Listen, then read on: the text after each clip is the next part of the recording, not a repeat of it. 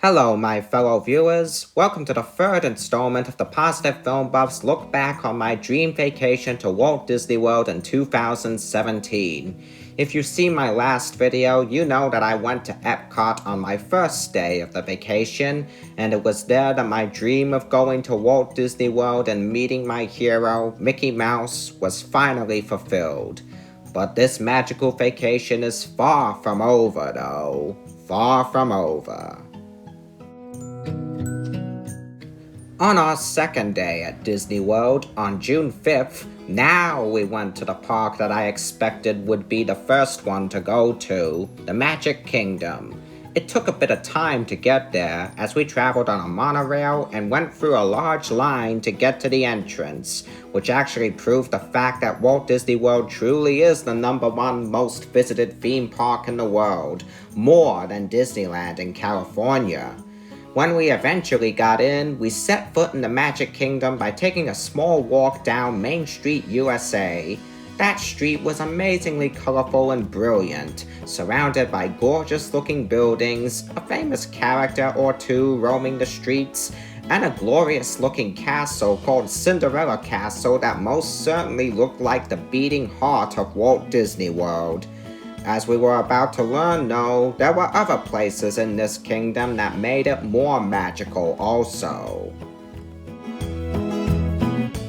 We went first to Adventureland, home of the most spectacular cruises through the jungle and home to a Caribbean populated by pirates.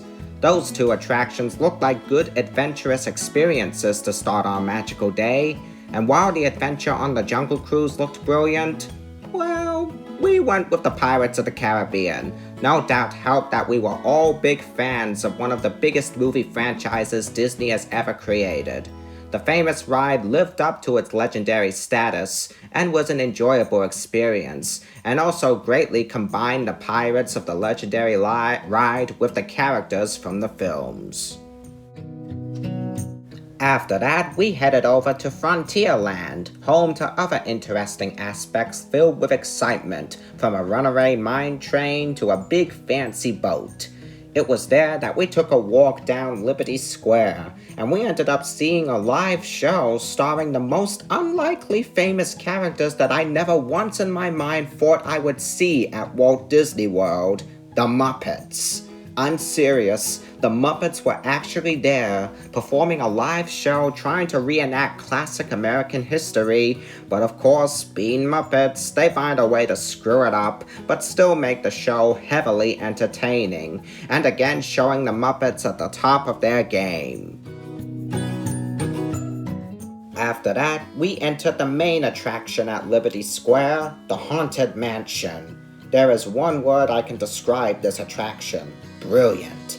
It has a brilliant premise, a brilliant ability to both scare and entertain, and such gorgeous, gasp-inducing effects to literally make us believe that we have entered a mansion filled with 999 scary ghosts and ghouls. It's a brilliant attraction, and one that will remain a classic in Disney history.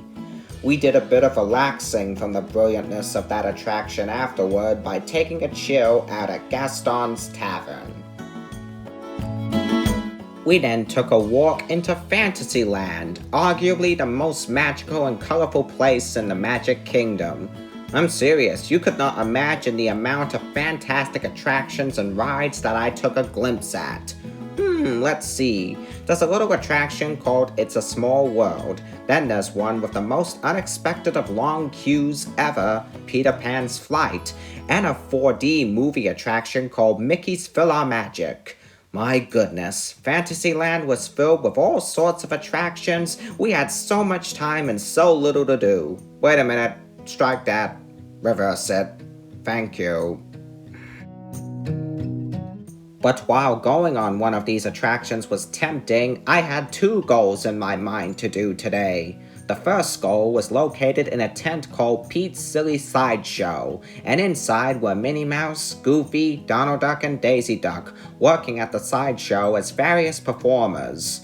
While I had second encounters and photos with Goofy and Minnie, it was the ducks that I was wanting to meet today. First, I met Donald Duck for the first time, and I got a well-deserved autograph, photo, and hug from him, even though I was wearing a Mickey shirt instead of a Donald shirt. Every time he'd see someone wearing a Mickey shirt, he'd quack out, but he didn't quack out at me. He appeared to have went with the flow that time. Then I met Daisy Duck, and like Minnie, she was such a sweetheart. I also greeted Daisy by kissing her hand and giving her a warm hug. My loving greeting and my soft, kind words I spoke to Daisy was enough for her to sign my book immediately. Also, I should note that during our second meeting with Minnie, one of the poodles behind Minnie had the same name as Mom's name, Lorraine. Ladies and gentlemen, my second encounter with Minnie has been turned into a Batman v Superman moment.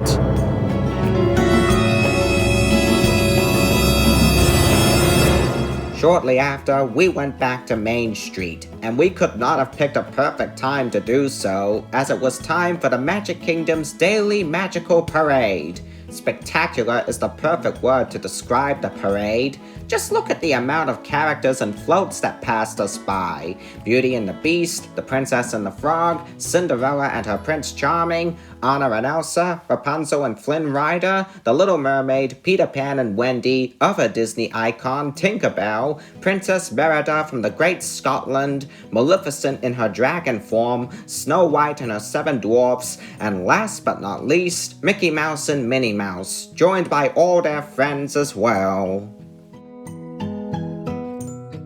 After that spectacular parade, we traveled forward to Tomorrowland, and it was there we got the chance to experience a lot of attractions there. Attraction number 1 was the Tomorrowland Speedway, where we participated in an actual fun-filled, nail-biting car race.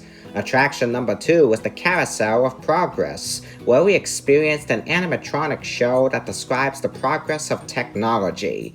That kind of show was brilliant to watch, containing a catchy theme song and being a perfect fit to Walt Disney's idea of progress and the ability to keep moving forward. Plus, do you know who was the voice of that guy in the bathtub there? That was Mel Blanc, the classic voice of every single Looney Tune in existence. That's a mind-blowing fact. Attraction number 3 was Space Mountain, which was actually the second goal I had for the day at the Magic Kingdom. It was an indoor roller coaster themed to an epic adventure into outer space. Space Mountain was a magnificent, thrilling ride, containing such a great premise. In fact, with all the movie adaptations Disney has made about their classic rides, Space Mountain is the one I would really want to see turned into a Disney movie. It would be an incredible sci-fi blockbuster and a spectacular addition to Disney's resume.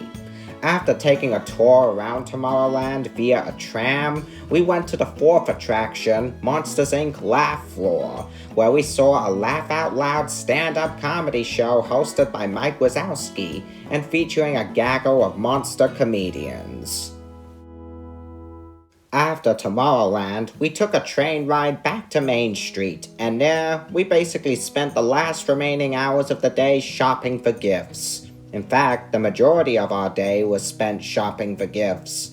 As we were shopping inside, a large party was going on outside, but we were too busy shopping to notice, although I did manage to catch a glimpse of one party float, and discovered, to my absolute shock, that on the float was the main characters from Zootopia, Judy Hopps and Nick Wilde, whom I called the best ever characters in a Disney movie.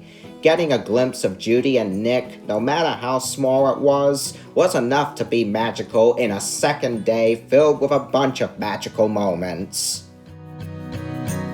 The Magic Kingdom lived up to its name, being filled with many standout rides and attractions, brilliant forms of entertainment from the parade to the Muppet Show, fabulous shopping, and a fun first meeting with Donald and Daisy. While this day at the Magic Kingdom was magical indeed, I've gotta confess something. The next 2 parks we visited on the next days kind of surpassed this day at the Magic Kingdom in terms of magical moments. What kind of magical moments were in store for those next days? Stay tuned.